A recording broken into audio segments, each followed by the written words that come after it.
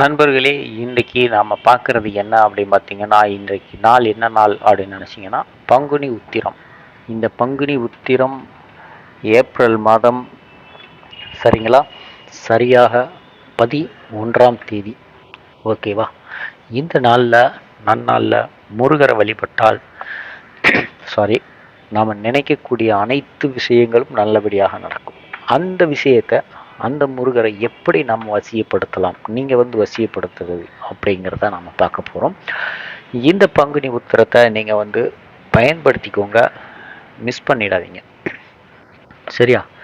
இந்த பங்குனி உத்திரம் இன்றைய நாளில் காலையில் எழுந்ததுலேருந்து மதியம் சரியாக உச்சி பகல் 12 மணிக்கு உள்ள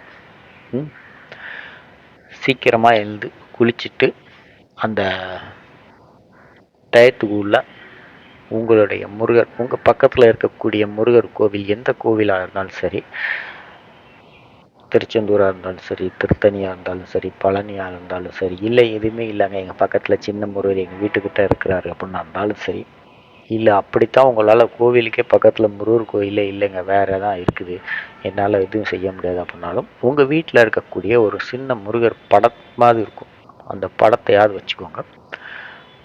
அந்த முருகருக்கு ஒரு சின்னதாக ஒரு பூஜை, ஏதாவது உங்களால் ஏண்டது, உங்களால் முடிஞ்ச விஷயம், ஏதாவது ஒரு பொருளை வாங்கி, ஒரு பழமோ ஒரு பத்தியோ இல்லை ஒரு இனிப்பா ஏதாவது ஒன்று வாங்கி அந்த முருகருக்கு படைச்சி, பூ ஏதாவது ஒரு விஷயத்தை அவருக்கு வச்சு அவர்கிட்ட வழிபடுங்க.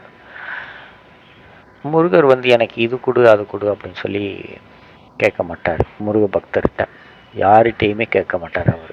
சரிங்களா? அவருக்கு தேவையானது என்ன விஷயம் அப்படின்னு பார்த்தீங்கன்னா, உங்களுடைய அன்பு. சரியா? உங்களுடைய அன்பு மட்டும்தான் அவருக்கு வேண்டிய ஒரே ஒரு விஷயம். மனதார முருகரை நினச்சி நீங்கள் நினச்சதெல்லாம் நடக்கும் கேட்டுக்கிட்டீங்கன்னா, அந்த முருகர்கிட்ட நீங்கள் நினச்சதெல்லாம் நடக்கணும்னு கேட்டுக்கோங்க. சரியா? என்னால் எவ்வளவு செலவு பண்ணி என்னால் வாங்க முடியலங்க, என் கையில் ஒரு 10 ரூபா கூட இல்லைங்க, ஒரு 2 ரூபா கூட இல்லை அப்படின்னா கூட நீங்கள் வருத்தப்படாதீங்க. வெறும் அந்த முருகரை உங்கள் ஆள் மனசிலிருந்து நினச்சி வெளியில் கொண்டு முருகா எனக்கு இதை கொடுப்பா, அதை கொடுப்பா அப்படின்னு கேட்க வேணாம். முருகா எனக்கு நீ மட்டும் போதும் அப்படிங்கிற ஒரு வார்த்தை மட்டும் இருந்தாலே போதும். நம்ம எதையுமே அவர்கிட்ட கேட்க வேண்டியதில்லை, அவரை கேட்டாலே போதும். அவருடைய பாதத்தில் நீங்கள் சரணாகதி அடைஞ்சால் போதும்.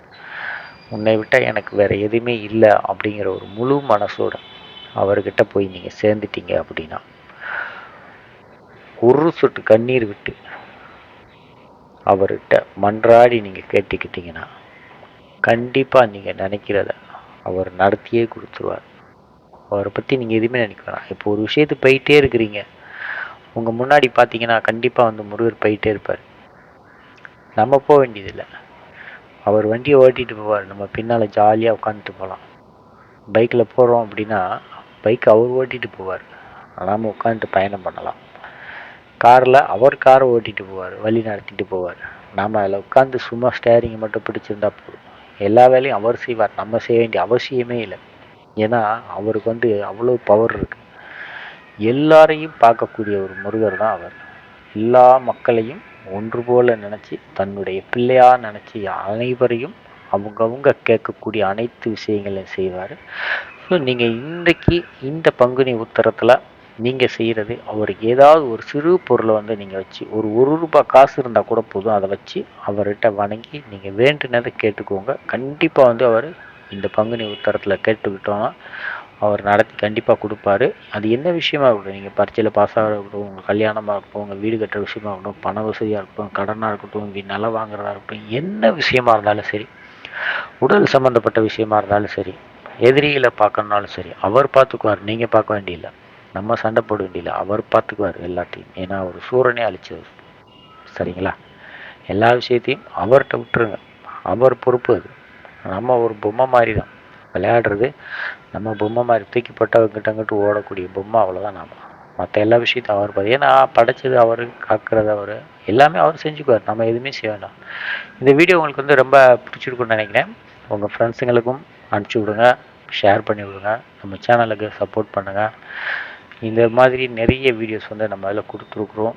நீங்கள் சப்போர்ட் பண்ண நிறைய இன்னும் கொடுத்துக்கிட்டே இருப்போம். நன்றி நண்பர்களே, மீண்டும் சந்திப்போம்.